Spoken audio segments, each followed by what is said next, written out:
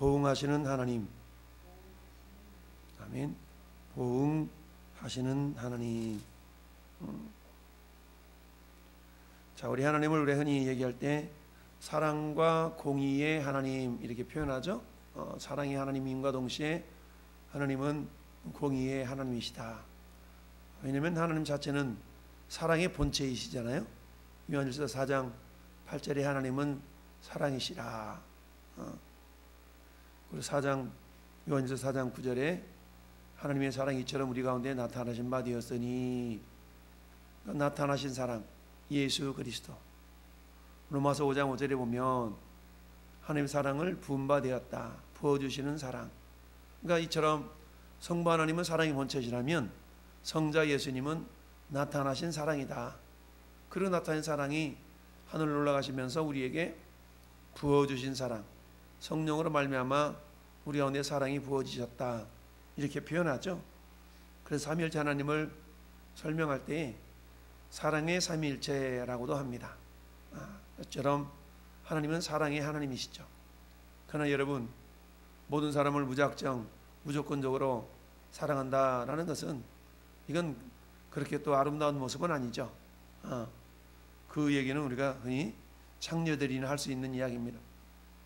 하나님은 사랑하시되 모든 사람을 사랑하시되 공의롭게 사랑하신다라는 얘기입니다. 공의롭게 사랑하신다. 그래서 하나님의 두 가지 속성 성품 가운데 두 번째, 하나님은 공의로우시다라고 할 때 하나님의 공의라는 것은 뭐라고 그랬습니까? 하나님은 생명 주실 자에게는 반드시 생명으로 역사하신다. 그리고 사망을 줄 자에게는 또한 반드시 사망으로 역사하시는 것이 하나님의 공의이시다라고 했어요. 오늘 말씀의 제목, 보응하시는 하나님. 이 보응하시는 하나님은 하나님의 공의로운 속성의 한 부분이다라고 말할 수가 있죠. 자, 하나님은 다윗을 이미 10여 년 전에 다윗에게 기름을 부어서 이스라엘의 왕으로 삼으시겠다라고 약속하신 바가 있습니다. 그러나 여전히 왕 위에 있는 자는 사울이죠. 그것을 하나님이 허락하신 거예요. 그러면 그 기간 동안에 하나님은 다윗을 어떻게 하셨는가? 다윗을 왕으로서의 합당한 자로 빚어가시는 그런 훈련의 과정으로 하나님이 삼으신 겁니다. 따라서 그 훈련의 과정 속에서는 그야말로 우여곡절도 많고 여러 가지 어려운 일도 많이 있었죠. 그런 과정을 다시 잘 견뎌냈기에 그야말로 이스라엘 역사상 가장 위대한 왕으로 인정받는 그런 모습이 있었던 걸 봅니다. 자, 오늘 본문을 통해서 우리는 보응하시는 하나님, 갚아주시는 하나님이라는 주제로 말씀을 묵상하는데요. 하나님의 공의의 속성, 일한 대로 행한 대로 심은 대로, 이처럼 하나님께서는 보응하시는 하나님이셔요. 뭔가 어떻게 보응하시는가? 행한 대로 보응하시는 하나님이셔요. 그러면 행한 대로 보응하시는 하나님이신데, 오늘 본문을 통해서 하나님은 첫째는 나발에게 어떻게 하나님께서 보응하시는가, 둘째 하나님은 아비가일에게 어떻게 보응하시는가에 대해서 분명한 차이를 보이고 있는 것을 우리가 알 수 있는데요. 첫 번째, 먼저 하나님은 나발에게 어떻게 보응하시는가. 다윗이 그야말로 이 아비가일의 그런 요청을 듣고 어떻습니까? 이 다윗이 나발의 집안을 진멸하려고 했던 그런 분노를 이게 삭히게 되죠. 어찌 보면 하나님의 은혜죠. 왜냐하면 다윗이 나중에 왕이 되었을 때 남길 그 오점을 하나님께서 미리 막아주신 거 아니겠어요? 근데 아무리 하나님이 막아주시려 한다 할지라도 영적인 감각이 무뎌 있다면 그것을 받아들이지 못하죠. 일종의 사울이 그런 모습 아니겠습니까? 사울은 아들을 통하여, 주변 신하를 통하여 계속적으로 아히멜렉을 통하여서 무슨 소리입니까? 라고 하면서 하나님의 마음을 전달했지만, 그러나 본령족의 눈이 먼 사울은 그런 충고를 받아들일 수가 없었죠. 자, 아비가일의 말 때문에 결국 이 다윗이 그야말로 사륙에 어떤 그런 안타까운 모습을 금하게 되었다라는 것을 봅니다. 아비가일이 이 다윗을 잘 섬기고 난 다음에 집에 돌아와 보니까 남편 나발이가 그야말로 왕의 잔치와 같은 잔치를 그의 집에서 벌려놓고 크게 취했다. 그러면서 마음의 기쁨으로, 우리가 아무리 술 취할 때 이런 말 저런 말 해도 술 깨면 나 못 들었는데 이 발뺌을 할 수 있잖아요. 그러니까 아비가일이 아무 말도 하지 않고 술 깰 때만을 기다렸죠. 그러니까 이 잔치가 끝나고 이튿날에 머리가 지근지근하니 깨어나지 않았겠어요? 그랬더니 아침에 나발이 포도주에서 깬 후에 그의 아내가 그에게 이 일을 말하며, 이 일은 뭐예요? 자신이 지금 어떻게 다윗을 달래고 왔고 당신이 행한 일이 어떤 것이며 이런 걸 다 주절주절 얘기했겠죠? 그랬더니 그가 낙담이 돼요. 그야말로 몸이 돌과 같이 되었다. 그러니 얼마나 두려웠겠어요. 칼을 차고 400명이 자신을 죽이러 왔는데 그것을 막아선 자기 아내 아비가일의 말을 딱 듣고 보니까 뭐예요? 야, 내가 잘못했구나 라는 어떤 두려움, 그리고 어때요? 하나님이 자신을 심판하려고 했다라는 그런 어떤 생각 때문에 그야말로 두려움 속에서 몸이 경직되고 말았다. 그래서 어때요? 한 열흘 후에 여호와께서 나발을 치심에 그가 죽으니라. 이걸 통해서 생사화복을 주관하시는 분은 누구예요? 하나님이신 것을 알 수 있죠. 우리의 생명의 주관자가 하나님이시다라는 겁니다. 아무리 세상 권력을 가지고 있다 할지라도, 아무리 많은 걸 가지고 있다 할지라도, 아니 아무것도 가지고 있지 않다 할지라도 생명을 주관하시는 분은 하나님이시다. 왜냐하면 예수님이 내가 곧 길이요 진리요 생명이다. 주님이 생명이잖아요. 여러분, 죽음이 뭐라고 그랬습니까? 죽음은 생명과 단절되는 것이 죽음이에요. 생명의 근원과 단절되는 게 죽음. 에덴 동산에 아담과 하와가 하나님과 단절되니까 육체적인 죽음이 따라온 거 아니겠습니까? 이처럼 하나님께서 그동안 나발이를 그 생명을 붙들어 주셨음에도 불구하고 나발은 전혀 그런 것을 생각할 영적인 감각이 없었던 사람이죠. 그래 이제 때 하나님이 그의 생명을 거두가신 거 아니겠어요? 생명을 거두가셨다는 얘기는 더 이상 하나님이 생명의 역사를 그에게 허락하지 않은 겁니다.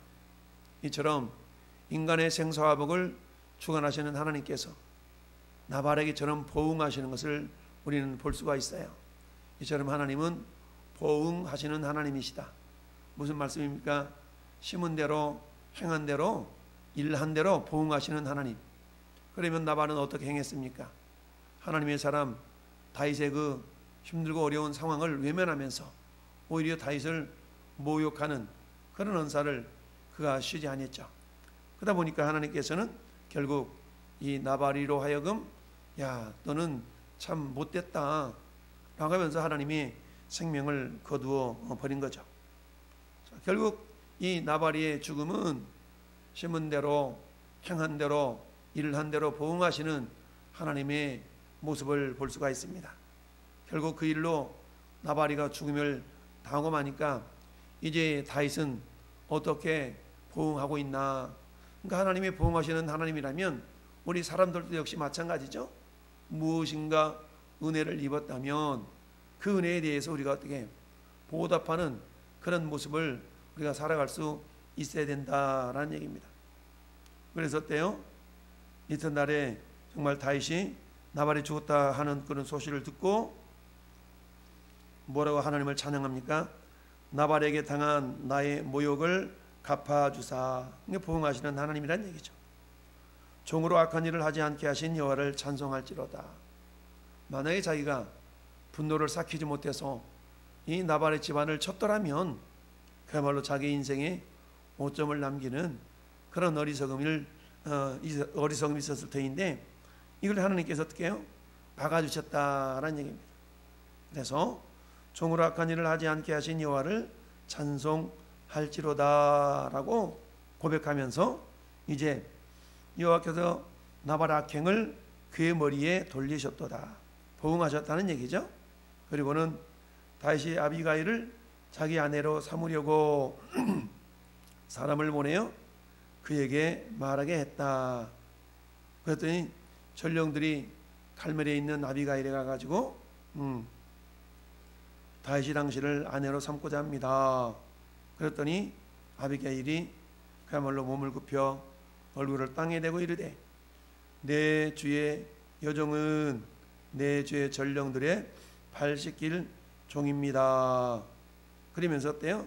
그 말을 이렇게 순종해서 결국 다윗의 아내가 되었다. 아름다운 모습이죠. 그런데 그 다음 구절 43절을 보면 다윗이 또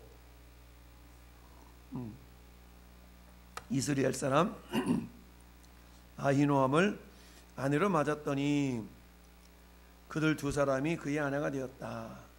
그러니까 지금 아내가 같이 살고 있지 않지만 사울의 딸 미갈이도 다윗의 아내가 되었죠.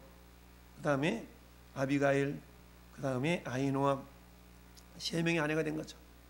근데 우리가 아는 것처럼 사울의 딸 미갈은 죽을 때까지 자식이 없었어요. 죽을 때까지 자식이 없었어. 왜 그러냐면 다윗을 한마디 말하면 책망했거든요. 여호와의 법궤가 들어오는 모습을 보면서 막 너무 기뻐서 세상 말로 바짓가랑이 내려가는 줄도 모르고 그렇게 춤을 추고 하나님을 찬양하는 그 모습을 미갈의 눈에는 그렇게 안 좋게 보였던 거죠.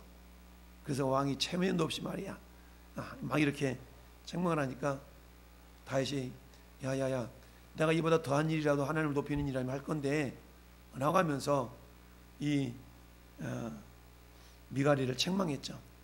하나님 모습을 보시고 결국 어때요? 성경은 죽을 때까지 미갈에게 자식이 없었다 라고 여기 역시 하나님의 어떤 보응하시는 것을 보게 됩니다. 자, 그런데 성경은 일부 일처제를 설명하고 있죠. 창세기 2장에 아담에게 여러 여자가 필요했더라면 하와 한 사람만 만들어 붙여주지는 않았을 거예요. 이걸 통해서 우리는 어때요? 한 남자 한 여자가 가정을 이루는 것이 성경적이다. 그런데 다윗이 살던 이 시대에는 한마디로 보면 사회 풍습 자체가 일부 일처제가 아니라 일부 다처제였다라는 것을 우리가 또 이렇게 볼 수가 있는데요. 그렇다 할지라도 장차 다윗은 왕이 될 사람 아니겠어요? 이 왕이 될 사람 다윗에게 성경은 뭐라고 이미 하나님의 모세를 통하여서 신명기서는 모세가 마지막 유언과도 같은 그런 어떤 성경이 신명기서잖아요. 모세는 가나안 땅에 들어가고 싶었지만 하나님이 너는 못 들어가. 하나님의 영광을 가리웠다라는 이유 하나 때문에 들어가지 못하잖아요. 얼마나 모세가 가나안 땅에 들어가고 싶었겠어요. 근데 하나님이 너는 안 돼라고 말씀하셨기 때문에 결국 모세는 가나안 땅에 들어가지 못하죠. 그렇지만 가나안 땅에 들어가서 이스라엘 백성들이 어떻게 살아야 될 것인가를 가르쳐주는 그런 내용의 글이 신명기서인데 신명기 17장에 보면 하나님께서 이렇게 모세를 통해서 말씀한 내용이 나와요. 자, 내가 네 하나님 여호와께서 네게 주시는 땅에 이르러 그 땅을 차지하고 거주할 때에 만일 우리도 우리 주위의 모든 민족들 같이 우리 위에 왕을 세워야겠다라는 생각이 나거든. 그러니까 하나는 미리 이스라엘 백성들이 왕을 구할 것을 알고 계셨어요. 그런 일이 있거들랑 반드시 내 하나님 여호와께서 택하신 자를 내 위에 왕으로 세워라. 그러면서 타국인으로는 왕을 세우지 말아라 라고 말씀하고 있어요. 그러면서 그 왕이 가져야 될 조건으로는 병마를 많이 두지 말고 병마를 많이 얻으려고 그 백성을 애굽으로 돌아가게 하지 말아라. 이것은 뭡니까? 하나님을 신뢰하지 군사력을 의지하지 말라는 그런 의미거든요. 그 다음에 신명기 17장 17절에 그에게 아내를 많이 두어서 그의 마음이 미혹되게 하지 말 것이며 또 자기를 위하여 은금을 많이 쌓지 말고 항상 하나님 말씀을 이렇게 등사해 가지고 가까이 두어서 그 율법을 이렇게 지키면서 하나님을 경외하기를 배우라, 이렇게 기록을 했어요. 근데 여기에 의하면 다윗은 어때요? 일부 일처제를 갖는 것이 마땅한데 아히노암에 사는 이스라엘 여인을 아히노암을 아내로 맞이했다라는 것은 일종의 정략적인 거거든요. 그러니까 그 당시에 사울왕이 어땠어요? 유다 지파를 동원해 가지고 계속 다윗을 죽이려고 그러니까 어때요? 그 유다 지파와 다윗은 같은 지파니까 그 사람들을 어떻게든지 유화 정책을 표기해서 이 아히노암을 아내로 맞이했던 겁니다. 근데 여러분, 우리가 이제 사무엘하 이렇게 넘어가 보면 이 일이 결국 화근이 되어져서 가정에 불화스러운 일이 나타나는 것을 보게 됩니다. 그건 뭐예요? 아히노암이 낳은 암논이라는 아들 있죠? 아히노암이 암논이라는 아들을 낳았어요. 그러니까 이 암논이 그야말로 이 헤브론에서 처음으로 낳은 아들이거든요. 이 암논이 결국 어때요? 다말이를 자기 이복 여동생 다말을 겁탈을 하잖아요. 그런 일도 이제 결국 비극의 가정이 되는, 그러다 보니까 어때 또 그 다말이의 오라비 압살롬이 또 암논을 또 죽이잖아요.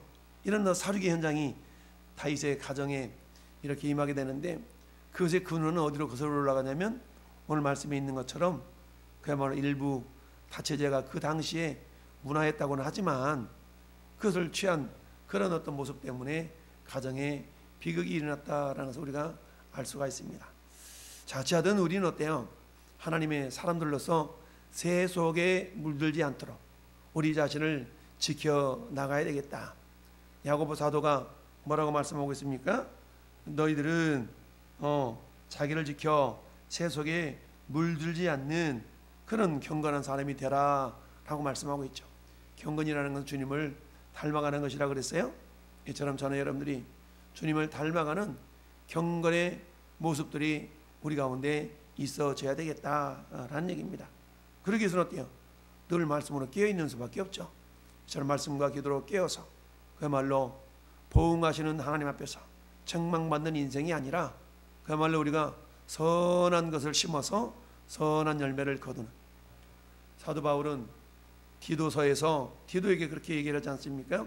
하나님 우리를 위하여서 자기 아들 예수 그리스도를 우리에게 내어주신 것은 우리로 하여금 하나님의 선한 일에 열심을 품는 하나님의 백성 되게 하여 그랬다라는 말씀이 있죠.